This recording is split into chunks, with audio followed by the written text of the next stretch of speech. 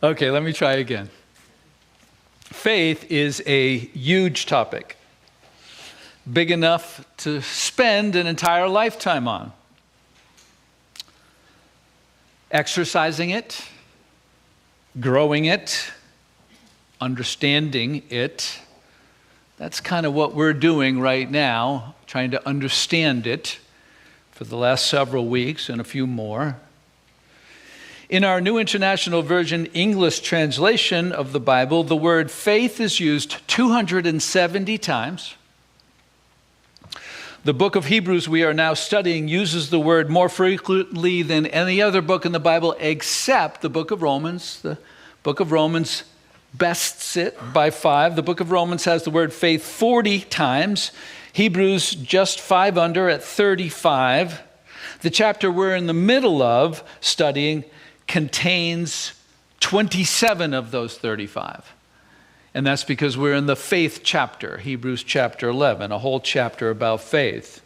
Such a big subject, such an important subject, it certainly deserves a whole chapter. Our passage today, however, is quite short, just 3 verses, but referencing 2 major events in the founding of the nation of Israel. One, God splitting open the Red Sea so the Israelites, led by Moses, could march right through on dry ground and escape Egypt. And 2, God causing the walls of Jericho to come crashing down by the miracle of God's hand, simply as Israel walked around Jericho 6 times, one time each 6 days, and then on the 7th shouted and the walls come down.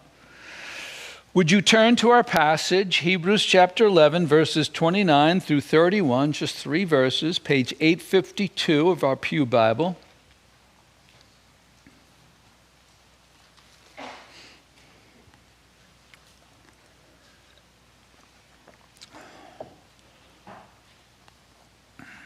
Hebrews 11, 29 through 31,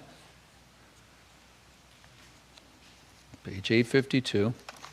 Okay, Hebrews 11, 29 through 31. By faith, the people passed through the Red Sea as on dry ground, dry land, but when the Egyptians tried to do so, they were drowned. By faith, the walls of Jericho fell after the people had marched around them for 7 days. By faith, the prostitute Rahab, because she welcomed the spies, was not killed with those who were disobedient. And that's all we're getting to today. I remind you that this by faith, this constant by, the word by isn't in the original, so you could substitute because of faith, through faith, as a result of faith. So what's the point here concerning faith in these 3 verses? Well, at the very least, I would say the point is, quite simply, faith allows us to be in God's plans.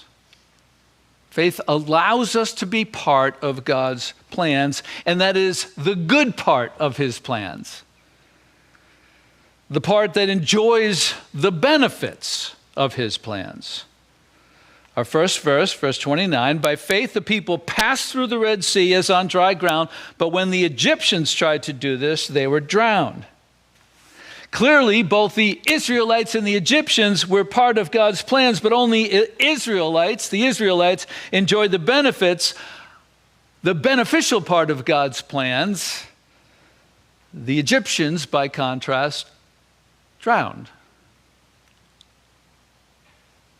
Let's read a bit from the original account back in the 2nd book of the Bible, Exodus.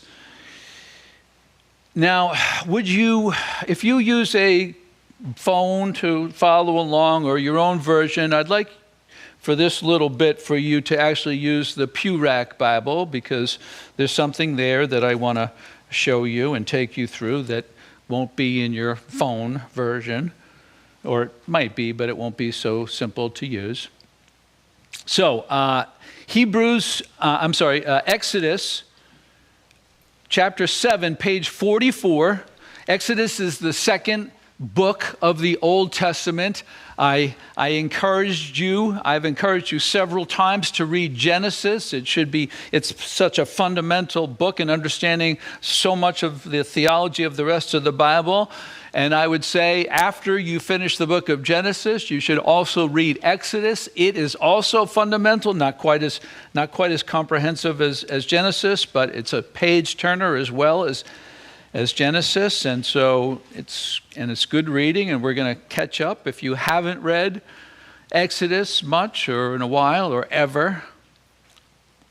So if you found page 44 in Exodus chapter 7, let me ask you this. What our passage references to, this passing through the Red Sea, before that happened, God had to bring a bunch of plagues on Egypt to convince Pharaoh to let Israel go.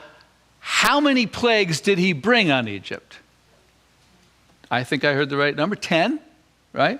Okay, so now if you look at chapter 7, verse 14, what is the heading above chapter 7, verse 14?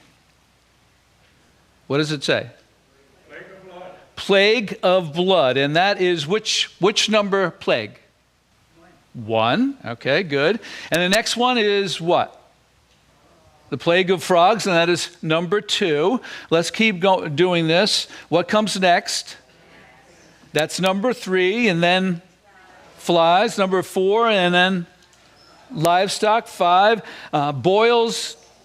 Yeah, I'm sorry, I gave you the answer. The next one is what? Hail, number 7. Next one is number 8. Darkness is number 9, right? And then finally, number 10, the plague on the firstborn. So finally, after 10, number 10 being by far the worst of the 10 plagues, Pharaoh was finally willing to let the Israelites leave Egypt.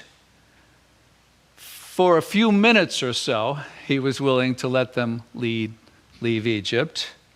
Then he changed his mind, right? So I'd like us to read, starting in verse 5 of chapter 14. Exodus chapter 14, verse 5.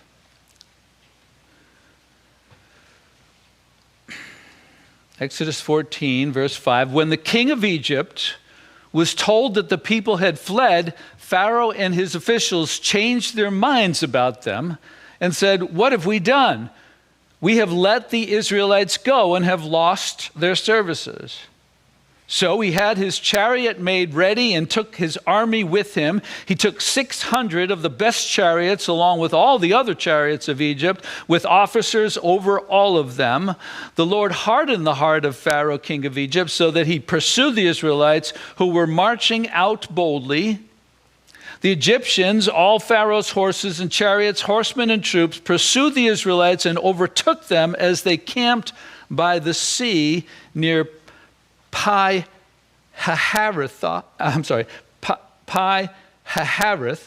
opposite Baal-zephon. As Pharaoh approached, the Israelites looked up, and there were the Egyptians marching after them. They were terrified and cried out to the Lord. They said to Moses, "Was it because there were no graves in Egypt that you brought us to the desert to die? What have you done to us by bringing us out of Egypt? Didn't we say to you in Egypt, 'Leave us alone, let us serve the Egyptians'? It would have been better for us to serve the Egyptians than to die in the desert." Moses answered the people, "Do not be afraid. Stand firm, and you will see the deliverance of the Lord. The Lord will bring you today. The Egyptians you see today, you will never see again. The Lord will fight for you. You need only to be still." I'll turn on this light here. I'm having trouble seeing. Then the Lord said to Moses, "Why are you crying out to me? Tell the Israelites to move on. Raise your staff and stretch out your hand over the sea to divide the water so that the Israelites can go through the sea on dry ground. I will harden the hearts of the Egyptians so that they will go in after them. And I will gain glory through Pharaoh and all his army, through his chariots and his horsemen. The Egyptians will know that I am the Lord when I gain glory through Pharaoh, his chariots, and his horsemen. Then the angel of God, who had been traveling in front of Israel's army, withdrew and went behind them. The pillar of cloud also moved from in front and stood behind them, coming between the armies of Egypt and Israel. Throughout the night, the cloud brought darkness to one side and light to the other side, so neither went near the other all night long. Then Moses stretched out his hand over the sea, and all that night the Lord drove the sea back with a strong east wind and turned it into dry land. The waters were divided, and the Israelites went through the sea on dry ground with a wall of water on their right and on their left. The Egyptians pursued them, and all Pharaoh's horses and chariots and horsemen followed them into the sea. During the last watch of the night, the Lord looked down from the pillar of fire and cloud at the Egyptian army and threw it into confusion. He made the wheels of their chariots come off so that they had difficulty driving. And the Egyptians said, "Let us get away from the Israelites. The Lord is fighting for them against Egypt." Then the Lord said to Moses, "Stretch out your hand over the sea so that the waters may flow back over the Egyptians and their chariots and horsemen." Moses stretched out his hand over the sea, and at daybreak the sea went back to its place. The Egyptians were fleeing toward it, and the Lord swept them into the sea. The water flowed back and covered the chariots and horsemen, the entire army of Pharaoh that had followed the Israelites into the sea. Not one of them survived. But the Israelites went through the sea on dry ground with a wall of water on their right and on their left. That day the Lord saved Israel from the hand of the Egyptians, and Israel saw the Egyptians lying dead on the shore. And when the Israelites saw the great power of the Lord displayed against the Egyptians, the people feared the Lord and put their trust in him and in Moses, his servant. We'll stop there. Pretty fantastic and incredible story, isn't it? Okay. Now let's look at the second fantastic and incredible episode in the founding of Israel, referred to today in our passage, with the final two verses of our three-verse passage, Hebrews 11:30 and 31. By faith, the walls of Jericho fell after the people had marched around them for 7 days. And by faith, the prostitute Rahab, because she welcomed the spies, was not killed with those who were disobedient. Now remember, Moses led Israel out of Egypt and to the promised land, but he didn't lead them into the promised land. So now we must turn our attention to Joshua, the book of Joshua. Joshua is the one who led the Israelites into the promised land, into Canaan. And one of the first difficulties, if you will, Joshua and the Israelites had to deal with this thorny problem of within the promised land was the city of Jericho, the heavily fortified and important to our story here, important to this account, walled city of Jericho. I invite you now to turn to page 152 in Joshua chapter 2. We're going to start right off with verse 1. Page 152 of your Pew Bible in Joshua chapter 2, verse 1. Then Joshua, son of Nun, secretly sent 2 spies from Shittim. "Go look over the land," he said, "especially Jericho." So they went and entered a house of a prostitute named Rahab and stayed there. The king of Jericho was told, "Look, some of the Israelites have come here tonight to spy out the land." So the king of Jericho sent this message to Rahab: "Bring out the men who came to you and entered your house, because they have come to spy out the whole land." But the woman had taken the 2 men and hidden them. She said, "Yes, The men came to me, but I did not know where they had come from. At dusk, when it was time to close the city gate, the men left. I don't know which way they went. Go after them quickly. You may catch up with them." But she had taken them up to the roof and hidden them under the stalks of flax she had laid out on her roof. So the men set out in pursuit of the spies on the road that leads to the fords of the Jordan. And as soon as the pursuers had gone out, the gate was shut. Before the spies lay down for the night, she went up on the roof and said to them, "I know that the Lord has given this land to you, and that a great fear of you has fallen on us, so that all who live in this country are melting in fear because of you. We have heard how the Lord dried up the water of the Red Sea for you when you came out of Egypt, and what you did to Sihon and Og, the two kings of the Amorites east of the Jordan, whom you completely destroyed. When we heard of it, our hearts melted and everyone's courage failed because of you. For the Lord your God in heaven is above and on the earth below. Now then, please swear to me by the Lord that you will show kindness to my family, because I have shown kindness to you. Give me a sure sign that you will spare the lives of my father and mother, my brothers and sisters, and all who belong to them, and that you will save us from death." "Our lives are your lives," the men assured her. "If you don't tell what we are doing, we will treat you kindly and faithfully when the Lord gives us the land." So she let them down by a rope through the window, for the house she lived in was part of the city wall. Now she had said to them, "Go to the hills so the pursuers will not find you. Hide yourself there for 3 days until they return, and then you go on your way." The men said to her, "This oath you made us swear will not be binding to us unless, when we enter the land, you have tied this scarlet cord in the window through which you let us down, and unless you have brought your father and mother, your brothers, and all your family into your house. If anyone goes outside your house into the street, his blood will be on his own head. We will not be responsible.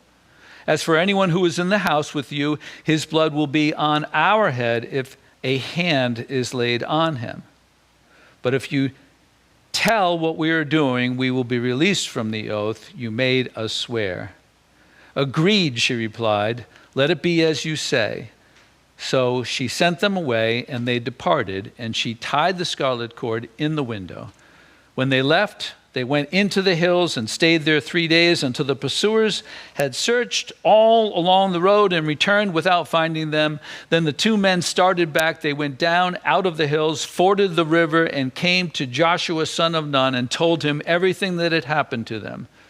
Then they said to Joshua, "The Lord has surely given the whole land into our hands. All the people are melting in fear because of us." All right, now we need to flip a page and jump to chapter 6 for a little bit more of this. Chapter 6, verse 1.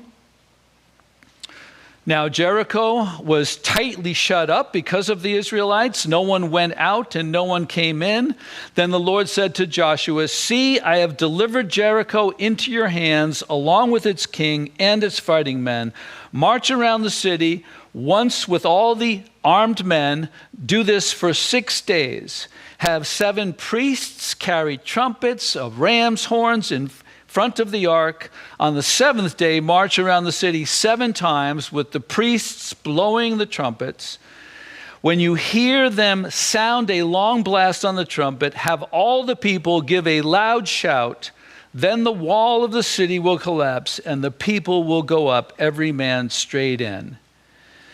Now, there's some detail about the 6 days, and let's just jump right over that and get to the 7th day. So now verse 20. When the trumpet sounded, the people shouted, and at the sound of the trumpet, when the people gave a loud shout, the wall collapsed. So every man charged straight in, and they took the city. They devoted the city to the Lord and destroyed with the sword every living thing in it, men, women, young and old, cattle, sheep, and donkeys. Joshua said to the two men who had spied out the land, "Go into the prostitute's house and bring her out and all who belong to her in accordance with your oath to her." So the young men who had done the spying went in and brought out Rahab, her father and mother and brothers, and all who belonged to her. They brought out her entire family and put them in a place outside the camp of Israel. Then they burned the whole city and everything in it, but they put the silver and gold and articles of bronze and iron into the treasury of the Lord's house. But Joshua spared Rahab the prostitute with her family and all who belonged to her, because she hid the men Joshua had sent as spies to Jericho, and she lives among the Israelites to this day. And we'll stop there. And you realize this was written a long time ago, so she's not still living there to this day. So faith allowed the Israelites and Rahab to be on the beneficial end of what God was doing in their day. Faith allowed it. And faith will allow you and me to enjoy the beneficial end of what God is doing in our day. Remember, this is a big chapter. I'm not trying to speak about faith in every aspect, just these 3 verses. Faith in God puts us in that place, that benefiting place, that saving place. Now, those are 2 really fantastic and incredible stories in the founding of the nation of Israel. Fantastic and incredible stories. Our 2 verses that reference those from Hebrews. By faith, the people passed through the Red Sea as on dry land, but when the Egyptians tried to do so, they were drowned. By faith, the walls of Jericho fell after the people had marched around them for 7 days. By faith, the prostitute Rahab, because she welcomed the spies, was not killed with those who were disobedient. In the first episode, God splits the waters just long enough for the Israelites to cross on dry ground, and then just in time, he brings the waters rushing back for the Israelites to have made it through, but the Egyptians to be drowned. In the second episode, the walls of Jericho fall with just a shout.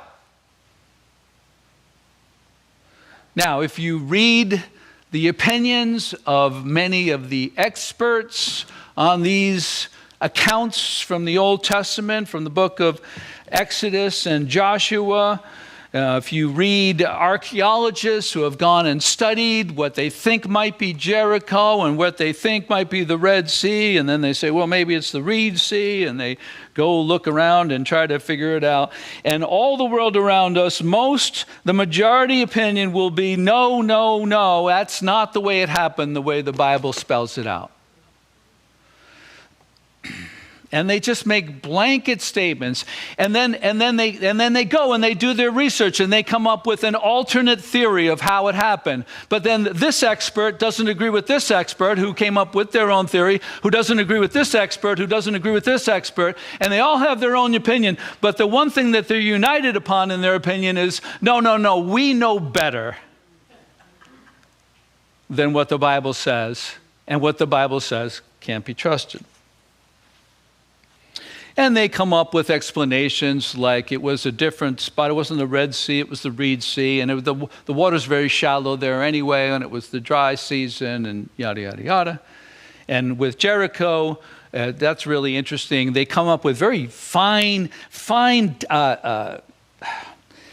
come up with timelines, based on their research, their archaeological research.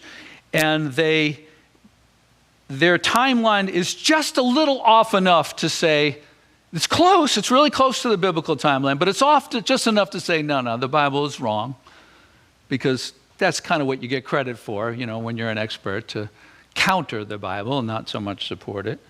So there's a lot of reason, and faith is one reason not to go towards the Bible's explanation. And I remind you of how the experts work and their track record, right? If you get the COVID shot, you definitely won't get COVID. When I was a teenager, they said we'd be out of oil and petroleum at this time, and you'd have to find some other means of transportation. Your car won't work for you. Inflation from 4 years ago was just transitory. No problem. It's not real. And we could go on and on like this of what the experts tell us, right? Health things. We say this about what's the stuff that builds up it?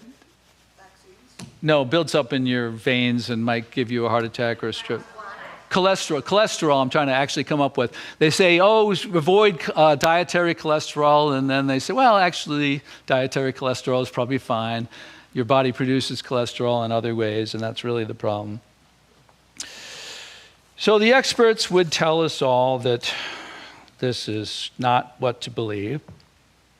But the question for us this morning is, do we believe that God is quite capable of doing what we just read? Okay, I'm glad to hear that. Not everyone said it out loud, and that's fine. I'm not looking for everyone to say it out loud.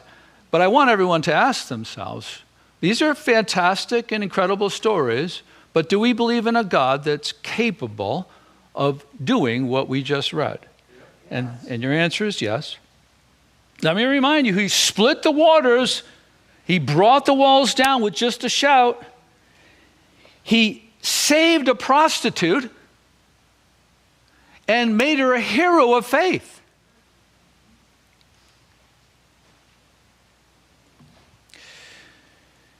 If you are that impressed with God that he could do all that, if you can believe all that and do believe all that, well, there's a word for that. Do you know the word? Faith. It's faith. And if you believe everything we just read, you have it.